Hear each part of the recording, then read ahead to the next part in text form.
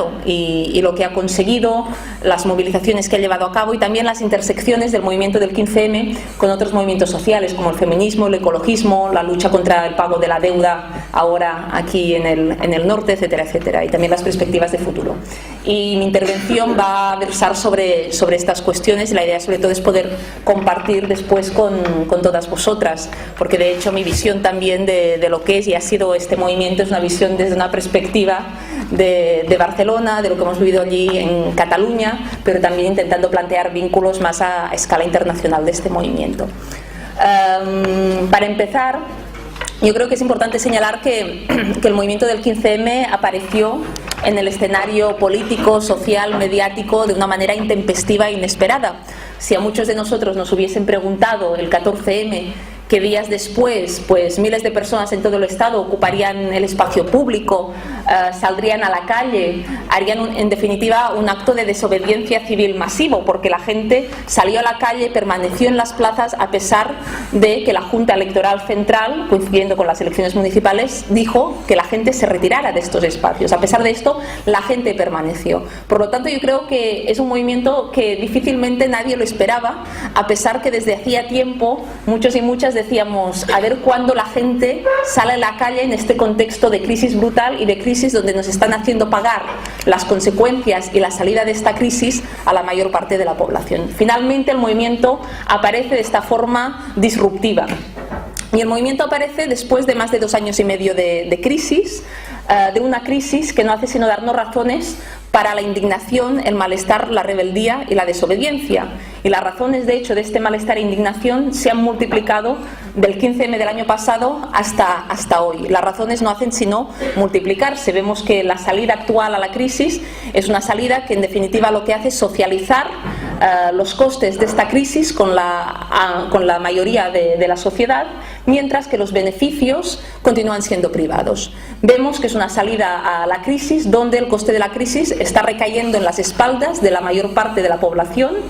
Luego me gustaría también reflexionar un poco cómo recae también específicamente en las espaldas de las mujeres esta crisis actual, y vemos cómo la salida a la crisis no hace sino aumentar las razones de la indignación. Vemos 175 desahucios al día, cuando en el Estado español hay más de 3 millones de pisos vacíos, como el paro ya llega a 5 millones de personas y entre la juventud afecta a 1 de cada 2 jóvenes.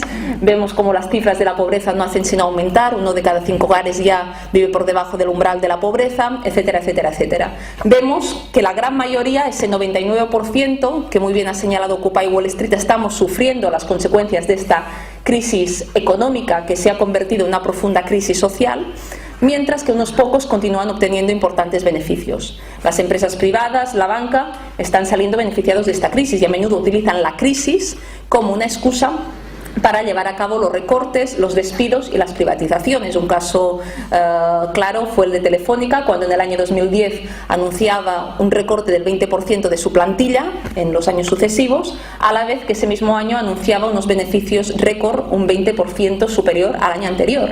Por lo tanto, vemos como muchas veces la crisis es una excusa para aplicar medidas de recortes. Como vemos como la crisis, de hecho, es un punto de inflexión. Y en esta situación de crisis, la salida a la crisis ya no volverá a ser como el principio de la crisis. A menudo se nos dice la crisis es una oportunidad para que la gente tome conciencia, se indigne, se rebele, pero no solo es una oportunidad para los de abajo, la crisis es también una oportunidad para los de arriba. Quieren utilizar la crisis para salir más fortalecidos de la misma que cuando entraron en la misma. Quieren utilizar la crisis para privatizar, acabar con derechos sociales que han costado décadas de lucha y de movilización.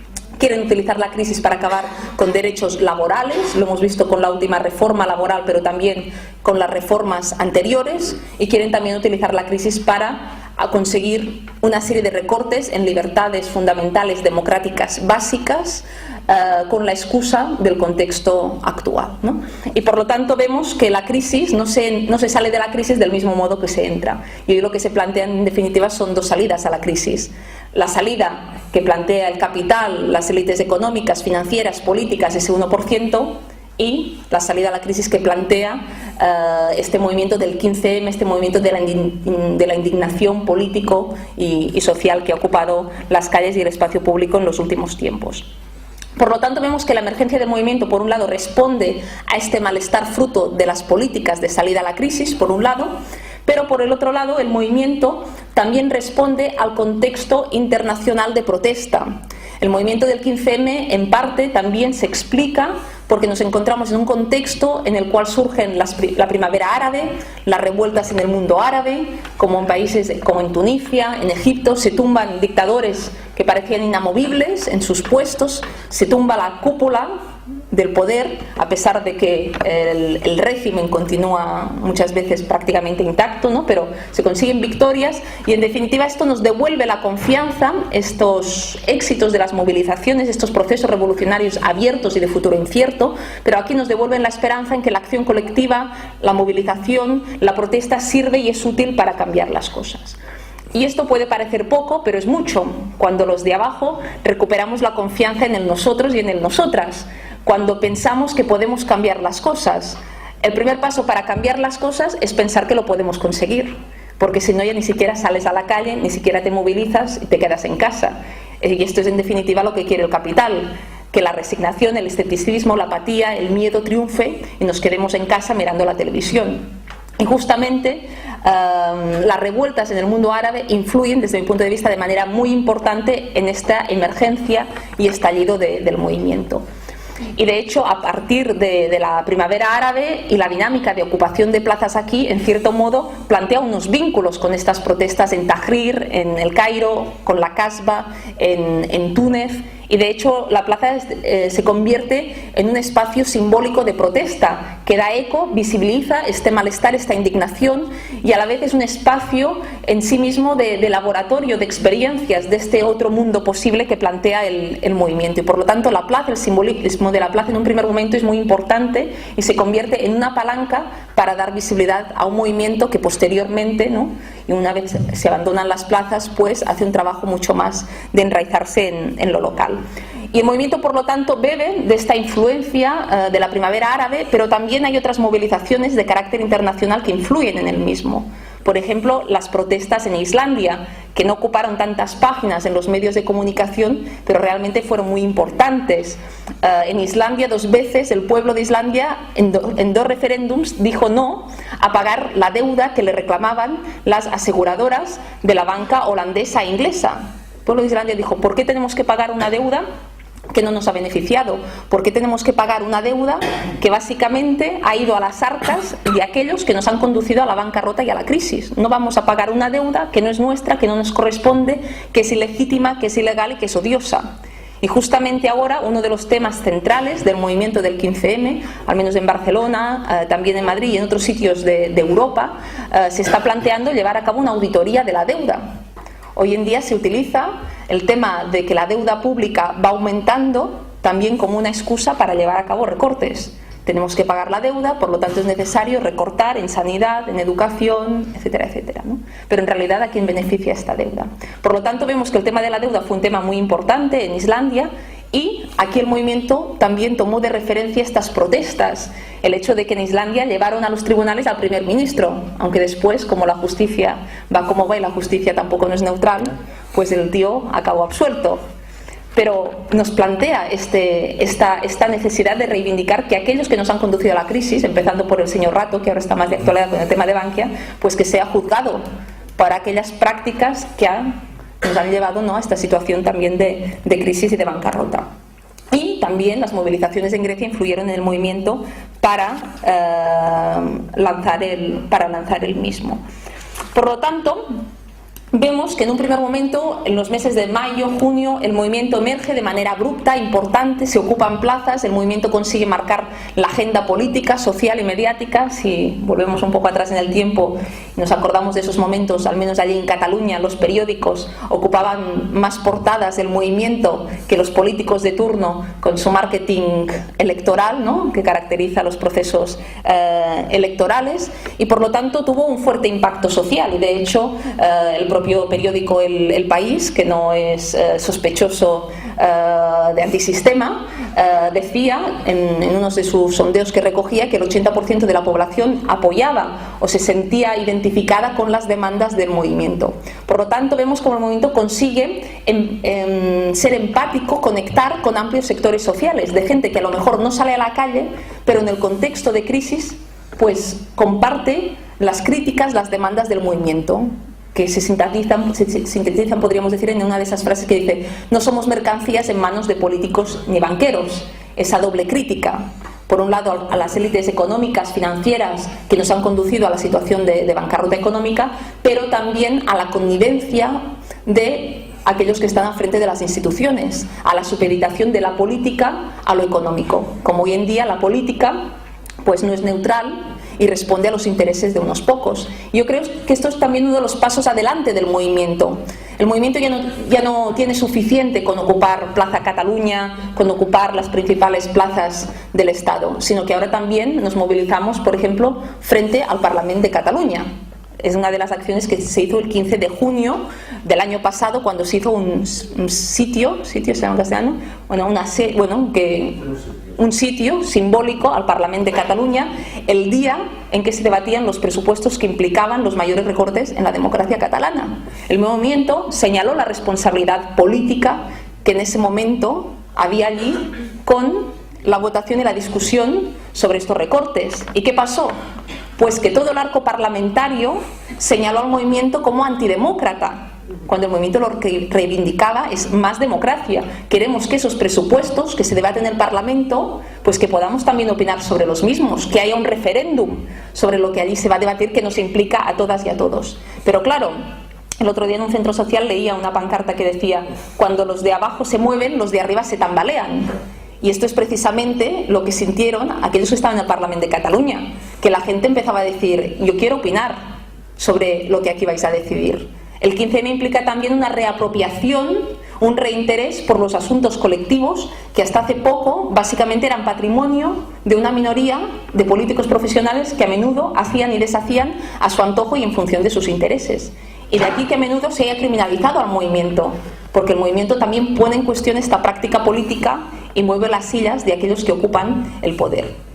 Y de aquí que precisamente este tipo de críticas totalmente fuera de lugar, porque justamente el movimiento lo que pide es una democracia de verdad y una democracia real. Pero evidentemente este momento de emergencia del movimiento de mayo-junio no es sostenible en el tiempo, en ningún momento puede estar en la cresta de la ola permanentemente. Esos movimientos también son cíclicos y vimos que después de la salida de las plazas, los movimientos en muchos sitios hicieron un trabajo mucho más específico a nivel local, a nivel temático. Se enraizó el movimiento mucho más en los barrios y a nivel concreto se llevaron a cabo movilizaciones y protestas que han sido muy importantes, por ejemplo, en la lucha contra los desahucios. Luchas defensivas, pero que también han implicado algunas victorias concretas, simbólicas, pero se han parado desahucios. Y esto ha dado también fuerza, energía a la gente que lucha. Se ha visto que la lucha paga, que luchar pues es útil. Y también esto ha politizado a sectores sociales que a lo mejor nunca se habrían imaginado que se enfrentarían a la policía. Pero cuando se han visto que les desahuciaban, que la gente era solidario con ellos, al día siguiente, si desahuciaban a un vecino o una vecina, ellos iban allá. Y por lo tanto, fruto de la crisis, también mucha gente ha empezado a salir a la calle y con un trabajo específico en este sector, por ejemplo, se han conseguido victorias simbólicas concretas que han dado aire, confianza también al movimiento. O hemos visto también las protestas de la gente que lucha contra las preferentes, la estafa de las preferentes, la gente mayor sobre todo que ha puesto sus ahorros en el banco y a los 70 años los intenta recuperar y les dicen: no, es que estos ahorros ya no están. En 10 años a lo mejor te devolvemos un 70%. Y a ese señor, a esa señora, ¿de qué le sirve con 70, 80 años que en 10 años le devuelvan un 70%? Esto es una estafa en mayúsculas, es un robo a mano armada. Son ahorros de estas personas que las engañaron cuando firmaron los papeles y que ahora este dinero ha desaparecido. Pero el dinero desaparece, pero los salarios de los directivos de esta banca continúan siendo extremadamente altos, ¿no? Por lo tanto, ¿quién está aquí pagando las consecuencias de la crisis? Pero vemos también que estos nuevos sectores sociales de gente afectada se están movilizando. Y esto es lo que ha implicado el movimiento. También hemos visto las protestas de mucha gente joven, gente mayor, luchando contra el cierre y la privatización de los servicios públicos, ¿no?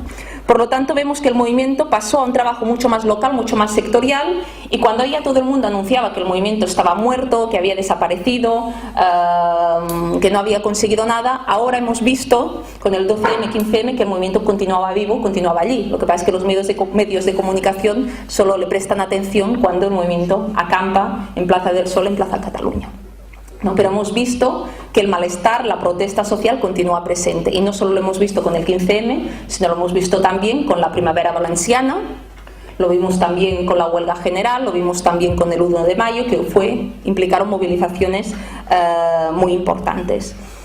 Dicho esto, después de un año de protesta, de movilización, de malestar, de indignación, ¿qué ha conseguido el movimiento? ¿Ha conseguido algo? ¿No ha conseguido nada? Los medios de comunicación nos dicen que el movimiento no ha servido para nada. Evidentemente esto les resulta muy útil de decirlo, porque si pensamos que el movimiento no ha servido para nada, ¿para qué continuar luchando, no? Pero en realidad el movimiento sí que ha conseguido cosas. Ha conseguido algunas victorias simbólicas, defensivas, a nivel concreto, como decía antes, en el tema de los desahucios y por una vivienda digna.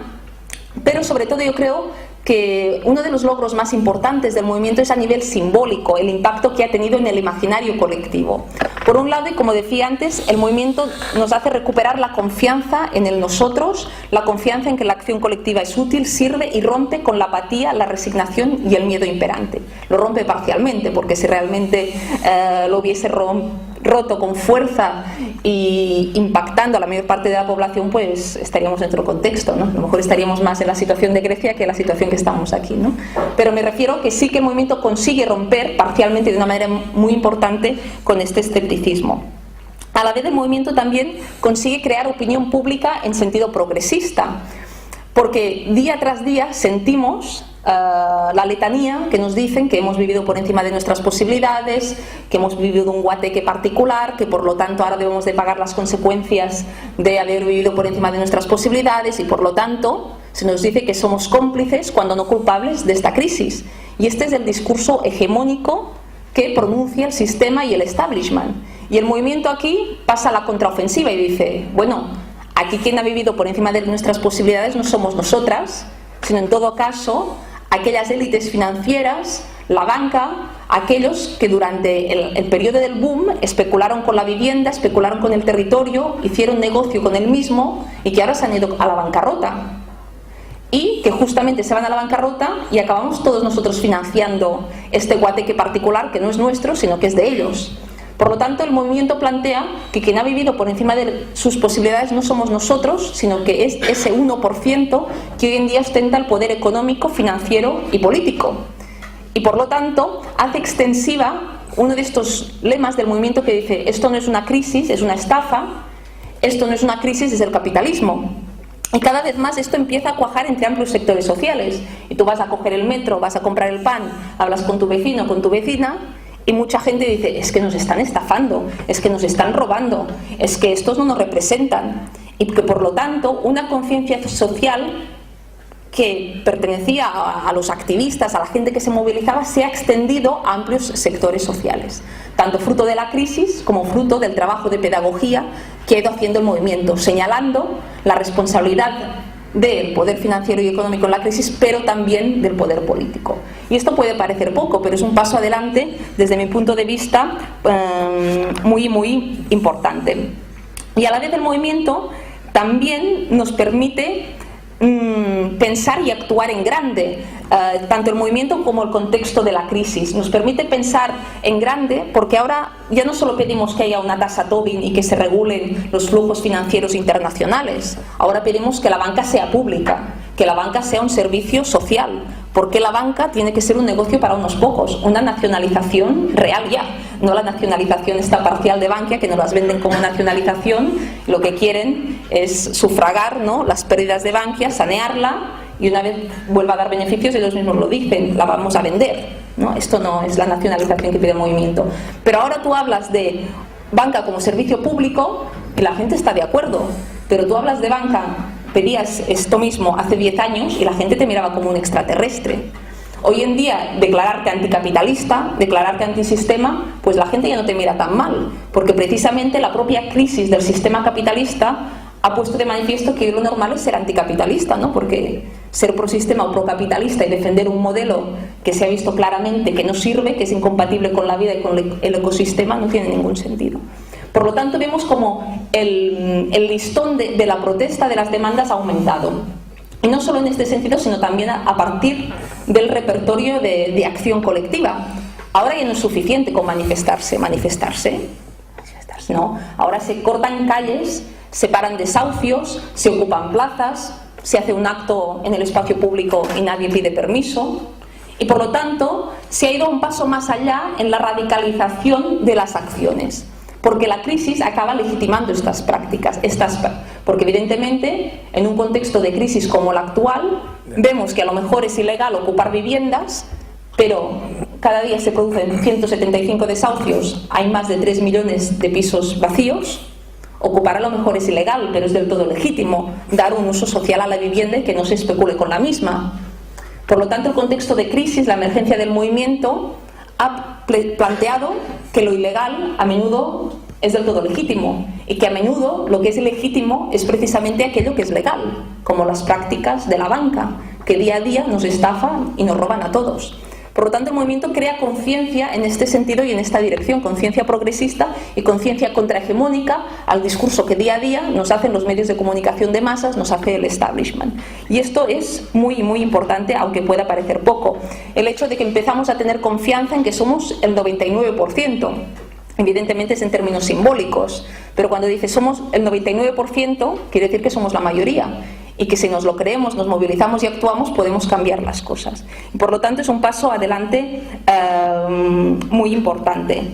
Y a la vez el movimiento plantea claramente que hoy vivimos en una democracia de baja intensidad y en una democracia secuestrada. El contexto lo indica y el movimiento también lo señala. Se quiere una democracia real, ya. Y vemos como día a día vivimos en una dictadura de los mercados. Lo hemos visto en Italia, lo hemos visto en Grecia, donde se han sacado a gobiernos elegidos en las urnas que a ninguna de nosotras nos gusta, pero se han sacado estos gobiernos y se han puesto al frente de Italia al señor Mario Monti, al frente de Grecia al señor Papademos, tecnócratas con vínculos con Goldman Sachs, con vínculos con el Banco Central Europeo, y aquí, bueno, no hace falta ir tan lejos, ¿no? El gobierno de Mariano Rajoy, si miramos los currículums de sus ministros, no dejan ningún lugar a dudas a quién sirven y cuál es la orientación de sus políticas. Empezando por el señor Luis de Guindos, ex Lehman Brothers y al frente del Ministerio de Economía, o el señor Pedro Morenés, al frente de Defensa y uno de los principales directivos de la industria armamentística en el Estado español, ¿no? Los vínculos son claros y esto lo vemos también aquí en Euskal Herria. Podríais poner varios ejemplos, a nivel de Cataluña también, ¿no? Las puertas giratorias son una constante entre política y economía, y precisamente esto lo ha señalado el movimiento y lo ha amplificado a amplios sectores sociales. Unos de los logros que ha conseguido el movimiento, ¿qué retos y perspectivas tiene por delante? Por un lado, yo creo que es importante tener en cuenta que a pesar que día a día el malestar, la indignación crece y aumenta, conseguir cambiar las políticas actuales es extremadamente difícil. Vivimos por un lado una crisis de larga intensidad y por lo tanto tenemos que pensar que las resistencias sociales de esta crisis también van a tener un largo recorrido. Y por lo tanto es muy importante hacer pedagogía y explicar a la gente que ha empezado a salir a la calle a ocupar plazas que no vamos a cambiar las cosas radicalmente ni de base con 2 meses de movilización social sostenida, sino que el cambio va para largo. Y aquí es donde en el libro citamos a un filósofo francés que le tenemos mucho cariño, los autores de la obra, que se llama Daniel Ben-Said, que él dice que es necesario armarnos de una lenta impaciencia, que nosotros querríamos cambiar las cosas ya mañana. Además es lo que nos enseña el sistema, ¿no? Que queremos resultados inmediatos y a corto plazo. Y justamente un proceso de cambio social implica de esta lenta impaciencia. Y por un lado esto ya lo señala el movimiento, ¿no? Cuando dice vamos lentos porque vamos lejos. Y por lo tanto hay este elemento, ¿no?, de esta lenta impaciencia, y que cambiar las cosas implica de un largo recorrido, pero a la vez también tenemos que tener presente que los momentos de cambio a veces llegan cuando menos nos lo esperamos, como llegó la primavera árabe, como llegó el 15M. Por lo tanto, hay este elemento, ¿no?, que puede parecer contradictorio, pero que es así. Los procesos de cambio pueden ser largos, pero hay días que valen años, ¿no?, y horas que valen pues muchísimo más que una hora. Y por lo tanto vemos que hay momentos en el que el tiempo se comprime, el tiempo se acelera, y esto fue en parte lo que sucedió los meses de mayo y junio. Y es importante, yo creo, hacer pedagogía en esta dirección, porque si no a veces la gente se puede frustrar, se puede cansar pensando que no ha conseguido nada. No nos moveremos de las plazas hasta que no conseguiremos un cambio real. Bueno, esto implica tiempo, ¿no? Y por lo tanto es importante hacer pedagogía en esta dirección y pensar que el movimiento, el 15M, ha sido tan solo el inicio del inicio, ¿no? La ministra Soraya Sáenz de Santamaría decía: estamos al inicio de los recortes. Pues creo que nosotros tenemos que decir: estamos al inicio de las resistencias frente a esta crisis. Y que por lo tanto el 15M es tan solo un prólogo, un inicio a esta ofensiva de los de arriba contra los de abajo. Y que por lo tanto estamos al inicio de un proceso y vamos a ver cuáles van a ser los próximos pasos a dar. En los próximos pasos podemos tener movilizaciones en la línea del 15M, como vimos en el 15 de octubre, o ahora las movilizaciones del 12M, del 15M, pero también protestas mucho más sectoriales. Yo creo que a corto plazo vamos a ver protestas muy importantes del sector de la enseñanza, de la educación, en la universidad, porque hay una ofensiva brutal para privatizar los servicios públicos y la educación en concreto. Las tasas universitarias se han doblado. Mucha gente el año que viene no podrá empezar la universidad porque no puede pagar las matrículas.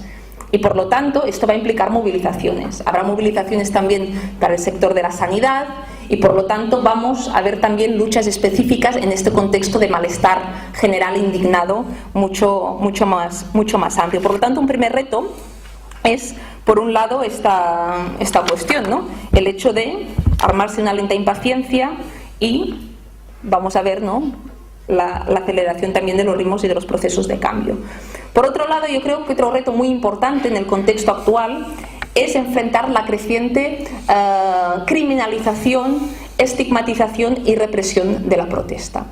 Hemos visto en los últimos tiempos cómo ha habido un aumento de la política represiva contra los movimientos sociales y cualquier tipo de disidencia política y social. Esto de hecho ya empezó en los meses de mayo y junio, cuando a la gente que ocupaba las plazas se les decía que eran perroflautas, ¿no? Que eran perroflautas, que claro, un poco lo que intentaba hacer aquellos que mandan es separar a los activistas del conjunto de la sociedad y la opinión pública. De aquí perroflautas, antisistema violentos, etcétera, etcétera. El problema es que el contexto de crisis es tan grave que mucha gente se ha sentido identificada con el movimiento y los intentos para estigmatizar al movimiento han fracasado porque el movimiento precisamente ha sido muy amplio. Se decía que quienes ocupaban las plazas y se movilizaban eran perroflautas, pero luego salían los medios de comunicación que aquellos que ocupaban el ambulatorio, el centro de atención primaria, porque se lo querían cerrar, eran abuelos de 70 años. Claro, pueden decir perroflautas, bla, bla, estigmatizar, pero bueno, la realidad del movimiento es mucho más amplia, compleja, diversa, y al final la gente ya no se cree las mentiras del poder. Se intentó estigmatizar, luego criminalizar, violentos, antisistema, conectados, Grecia, Italia, Barcelona, ¿no?, etcétera, etcétera.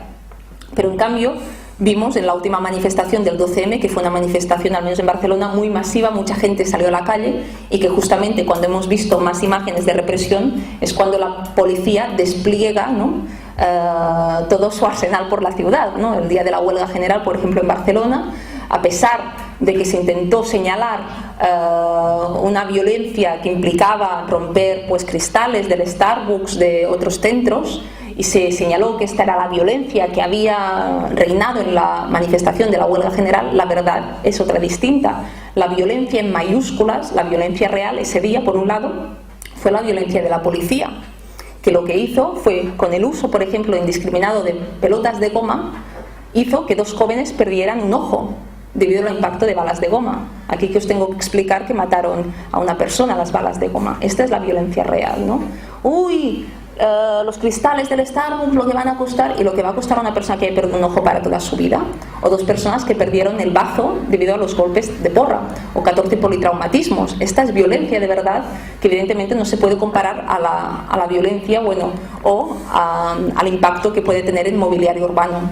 Yo creo que las acciones en el mobiliario urbano que se llevaron a cabo no ayudan al movimiento, porque justamente permiten su criminalización y se utilizan como excusa para luego reprimir y perseguir al movimiento social. No ayudan, está claro.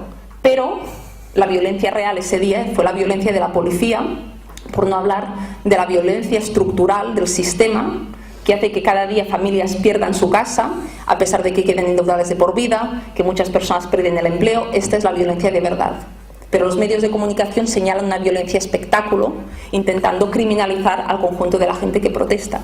Yo creo que uno de los retos más importantes que vamos a tener por delante es precisamente combatir estos intentos de criminalizar al movimiento social. Y justamente aquello que había identificado al movimiento era la acción directa, la desobediencia civil, las acciones directas no violentas, y cuando intentaron desalojar Plaza Cataluña el 27 de mayo del año pasado, pues que la gente levantaba las manos y decía: estas son nuestras armas, y esto pone realmente en evidencia la violencia real del propio sistema y de la policía.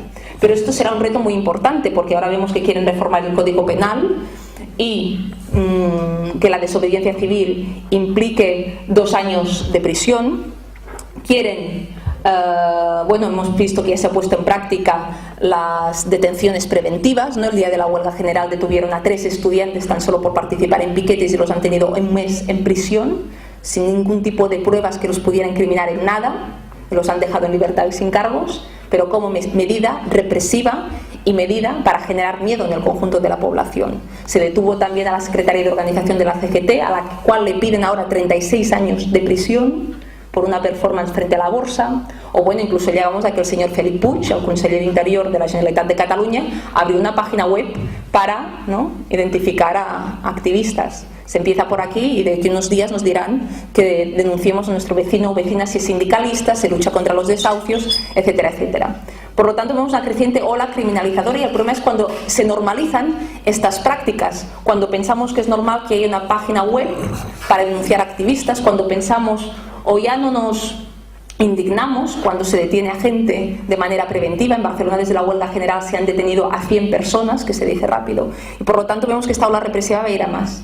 Y la mejor manera de luchar contra la misma es que el movimiento sea amplio, sea plural, sea diverso, y que actúe también a favor de estas libertades democráticas que día a día nos están recortando, porque la política represiva es la otra política de las tijeras.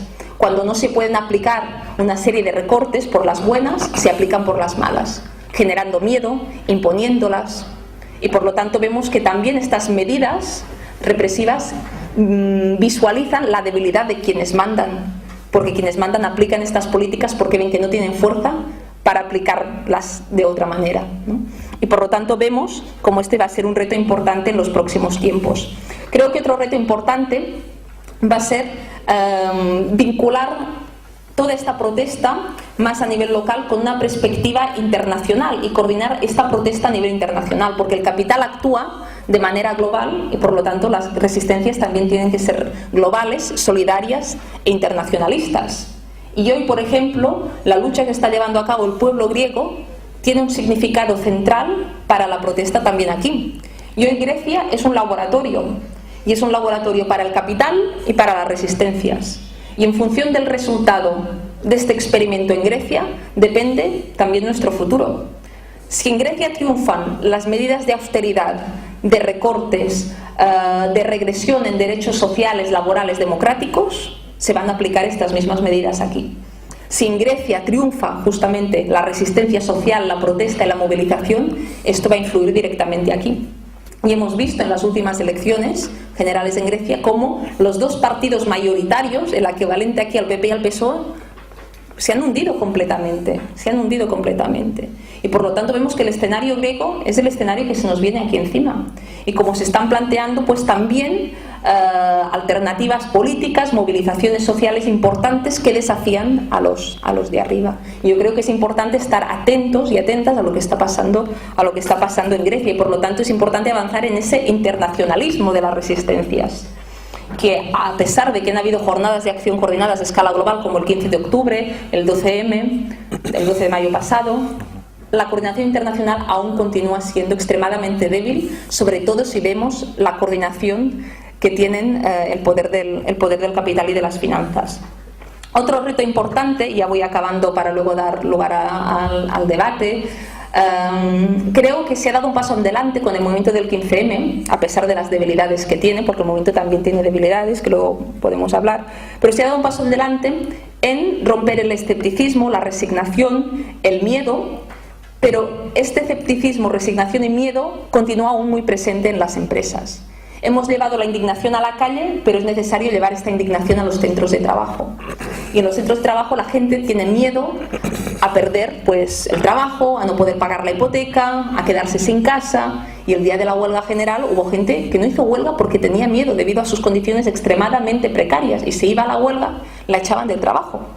Y por lo tanto, vemos realmente como la gente se indigna, sale a la calle, se manifiesta, se revela el fin de semana y el lunes vuelve al trabajo con la cabeza agacha. Y que por lo tanto el reto es llevar esta indignación en el centro de máquinas del capital, en el núcleo duro del sistema, porque si no sigue la mar de tranquilo. Y por lo tanto el reto es precisamente y es necesario avanzar hacia un sindicalismo combativo que tenga su centro de gravedad no en la negociación por arriba, sino en la movilización por abajo y el centro de gravedad en la lucha en la calle y en la movilización social. Y la debilidad esta que se da hoy en el movimiento sindical, al menos a escala catalana o en el Estado español lo hemos visto claramente, es una debilidad que pesa en el conjunto de los movimientos sociales y ha sido una crítica del movimiento del 15M. La crítica a las burocracias sindicales de los sindicatos mayoritarios que han llevado a cabo, han claudicado frente a la patronal, frente al gobierno, han firmado la reforma de la negociación colectiva, la reforma laboral, de las pensiones, etc, etc, etc. Y esto pesa en el conjunto de la movilización social. Y dos elementos que me gustaría acabar por señalar es que vemos hoy que la agenda indignada del movimiento está centrada en la lucha contra la banca, contra las privatizaciones, contra los recortes, contra la precariedad, contra la deuda. Pero en cambio, la crisis de paradigma y la crisis sistémica plantea que la crisis es de modelo, es de sistema capitalista y es una crisis múltiple. Y que por lo tanto hay otros elementos centrales de esta crisis. Una crisis alimentaria, de los cuidados, energética, ecológica, climática. Y creo que es muy importante sumar a esta agenda indignada también una perspectiva ecologista radical. Porque hoy vemos como la crisis climática, ecológica, de hecho es un elemento central de esta crisis que la diferencia respecto a crisis anteriores como la del 29 o la de los años 70. Y la crisis ecológica, de hecho, y con el cambio climático, amenaza la supervivencia de la especie y de la vida en su conjunto en el planeta. Y que por lo tanto cualquier perspectiva alternativa de salida a la crisis tiene que ser profundamente ecologista radical y consecuente. Porque no solo se trata de luchar contra este sistema capitalista que antepone intereses particulares y privados a necesidades colectivas, sino es necesario también luchar contra este sistema productivista que no tiene en cuenta los límites del planeta Tierra. Este sistema basado en el crecimiento sin límites. Y por lo tanto es necesario también cuestionar este modelo productivista actual. Porque de hecho el sistema productivista es la otra cara del sistema capitalista. Y podemos avanzar a una sociedad poscapitalista, anticapitalista, pero si no rompemos la lógica productivista del sistema no sirve absolutamente para nada. Y por eso yo creo que es muy importante incorporar a esta agenda indignada la perspectiva ecologista. Y a finales de este mes vamos a ver cómo en Río de Janeiro se va a celebrar la cumbre de Río+20, donde se va a debatir sobre las alternativas que implica la economía verde. Y de aquí poco todo el mundo va a hablar de la economía verde, que es la nueva panacea para acabar con el hambre en el mundo, con el cambio climático, etc. Y la economía verde es una gran farsa. Es el capitalismo, son los mercados teñidos de verde que lo que buscan en un contexto de crisis económica como la actual, aumentar su tasa de beneficios, privatizando aún más los recursos naturales, lo vivo, los bienes comunes y el ecosistema. Y que por lo tanto tenemos que estar atentos a las mentiras, a la farsa del capitalismo y de la economía verde. Y lo que es necesario es una perspectiva ecologista, anticapitalista, radical, que ponga en cuestión el actual modelo de producción, distribución y consumo. Por lo tanto, creo que es importante sumar y dar más centralidad a esta perspectiva ecologista en la agenda indignada. Y por otro lado, creo que también es muy importante plantear la perspectiva feminista en las movilizaciones que se llevan a cabo y a la hora de plantear otro mundo posible y necesario. Porque podemos acabar con el capital, podemos acabar con el productivismo, pero si no acabamos con el patriarcado no sirve absolutamente para nada. Es necesario acabar con un sistema patriarcal que invisibiliza, menosciende, infravalora el trabajo de las mujeres. Y hoy si vemos las consecuencias de esta crisis, vemos que la crisis tiene, como decía al principio, fundamentalmente rostro de mujer. Vemos que en la medida en que se recortan servicios públicos, educación, se recorta en la ley de la dependencia, hay todo un trabajo de cuidados, invisible, no valorado, que en la medida que se recorta, a nivel público en este sentido, esto acaba recayendo en las espaldas de las mujeres. Quienes cuidan de los niños, las niñas, la gente mayor, pues acaban siendo las mujeres. Y cuando se recorta en este sentido, son las mujeres quienes acaban llevando a cabo estas tareas. Y a la vez vemos en el mercado laboral como aquellas que ocupamos los sitios de trabajo más precarios, más flexibles, somos las mujeres. Un 80% de los contratos a tiempo parcial están en manos nuestras, de las mujeres. Y a la vez, en el Estado español, una mujer, por trabajar en la misma empresa y en el mismo puesto de trabajo que un hombre, cobra el 22% menos. Por lo tanto, vemos que nos falta mucho camino por recorrer y que, por lo tanto, cualquier alternativa de sistema pasa por incorporar una perspectiva radicalmente feminista. Y para ir acabando, está claro que el movimiento tiene sus debilidades, es necesario sumar a mucha más gente a la protesta, a la indignación, hacer mucha pedagogía. Una de las debilidades del movimiento es que precisamente este trabajo, muchas veces tan descentralizado, hace que no haya una coordinación suficientemente fuerte que permita sacar convocatorias concretas. A veces hoy en día la gente dice, bueno, hoy ¿a qué mani tengo que ir? ¿A qué juicio popular tengo que ir? ¿A qué concentración tengo que ir? Hay una gran multiplicidad, ¿no?, de protestas, y esta es una debilidad del movimiento que es necesario superar e ir más allá.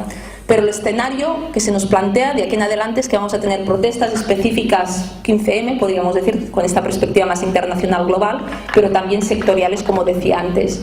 Y si alguien nos pregunta, bueno, ¿dónde vamos a estar de aquí a un año? Yo creo que se hace difícil de decir, porque si miramos un año atrás, nadie hubiese dicho, o más de un año atrás, antes del 15M, que el 15M aparecería, que esta oleada de protesta aparecería, pero tampoco hubiésemos dicho que los recortes habrían tenido la intensidad que han tenido. ¿Quién habría dicho que se modificaría la Constitución, esto que parece sagrado, intocable, pero cuando interesa se modifica para poner techo al déficit público? ¿Quién nos hubiese dicho allí en Cataluña que el señor Felip Puig abriría una página web de las características que ha abierto para delatar activistas, ¿no? Yo creo que no nos hubiésemos nunca imaginado la intensidad de las políticas regresivas en derechos sociales, económicos, políticos y democráticos, pero tampoco la intensidad y la extensión del movimiento. Y por lo tanto se hace difícil ver dónde vamos a estar de aquí a un año, pero lo que está claro es que hoy la indignación ha llegado para quedarse y que vamos a tener indignación para mucho tiempo y, como dice la campaña del movimiento, vamos a tener indignación para mucho rato. Muchas gracias.